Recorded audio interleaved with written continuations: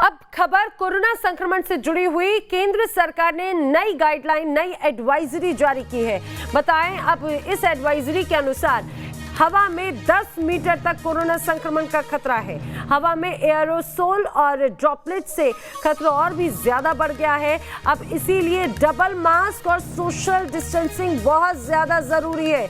अब इस नई गाइडलाइंस में, नई एडवाइजरी में स्पष्ट किया गया है कि डबल मास्क और सोशल डिस्टेंसिंग से ही बचाव संभव है। एडवाइजरी में वेंटिलेशन बढ़ाने पर भी जोर दिया गया है।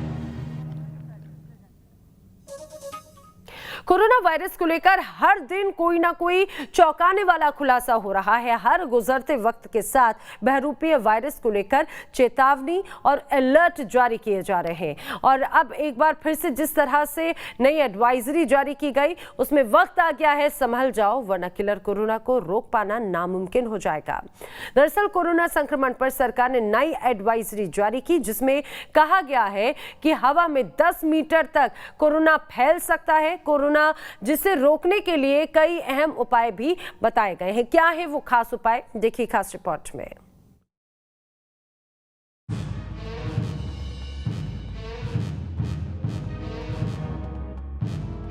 दुनिया भर में लाखों लोगों की जिंदगियां छीनने वाला कोरोना वायरस छलिया बन चुका है। ये वायरस म्यूटेशन में स्वरूप बदलने में माहिर है। वो हर पल अपना स्वरूप बदल रहा है। एक प्रकार से बहुरूपिया भी है और ये वायरस धूर्त भी है। गुजरते वक्त के साथ उसकी ताकत में भी बेहिसाब इजाफा हो रहा है, जो नए खतरे का अलर्ट है। इसी सिलसिले में अब भारत सरकार के प्रधान वैज्ञानिक सलाहकार के विजय राघवन ने चौंकाने वाला खुलासा किया है। इनके मुताबिक कोरोना से संक्रमित मरीजों के छींकने या खांसने से एरोसोल हवा में 10 मीटर तक फैल सकते हैं, यानी करीब 33 फीट। दावा किया जा रहा है कि एक इन्फेक्टेड शख्स की लापरवाही से मौत का वायरस 406 लोगों को अपना शिकार बना सकता है। अब आप खुद ही सोच सकते हैं कि खतरा कितना बड़ा है और ये कैसे विकराल रूप अख्तियार करता जा रहा है। कोरोना से संक्रमित व्यक्ति के ड्रॉपलेट्स हवा में 2 मीटर तक जा सकते हैं, जबकि एयरोसोल उन ड्रॉपलेट्स को 10 मीटर तक आगे बढ़ा सकता है। विश्व स्वास्थ्य संगठन यानी WHO, मेडिकल जर्नल लैंसेट और अमेरिका के नेशनल इंस्टीट्यूट ऑफ हेल्थ के मुताबिक कोरोना संक्रमित के खांसने और छींकने से वायरस ड्रॉपलेट और एयरसोल पर सवार होकर फैल जाता है। ड्रॉपलेट जहां 2 मीटर तक जाकर सतह पर बैठ जाता है, वहीं एरोसोल 10 मीटर तक हवा में फैल सकता है, जो हवा में करीब 8 से 10 घंटे तक रह सकता है। ऑफिस, शॉपिंग सेंटर, दुकान जैसी जगहों में जहां लोगों की तादाद काफी होती है, वहां खतरा ज्यादा है। यूं कहें खुली जगह पर खतरा कम है, लेकिन जहां सही तरीके से वेंटिलेशन नहीं है, वहां खतरा काफी बढ़ जाता है।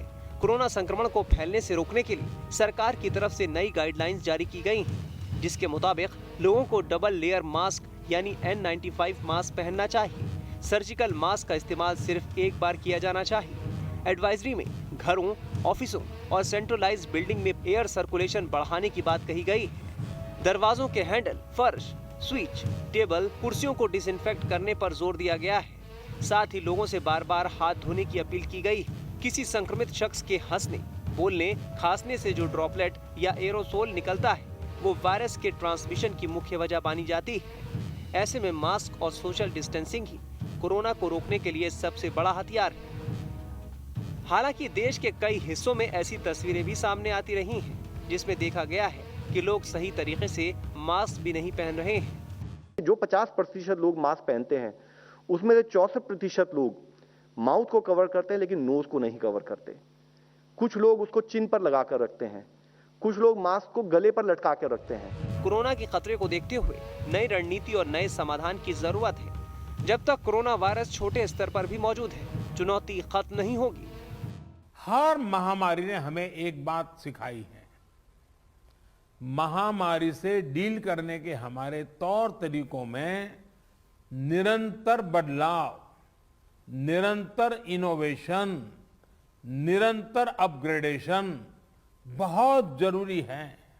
जब तक ये संक्रमण माइनर स्केल पर भी मौजूद है, तब तक चुनौती बनी रहती है। दुनिया कोरोना जैसे वायरस का पहली बार सामना कर रही है।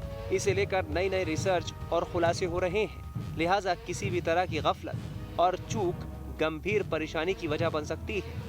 ऐसे में सावधान रहें, सरकारी निर्देशों का पालन करें और सुरक्षित रहें। Team news nation.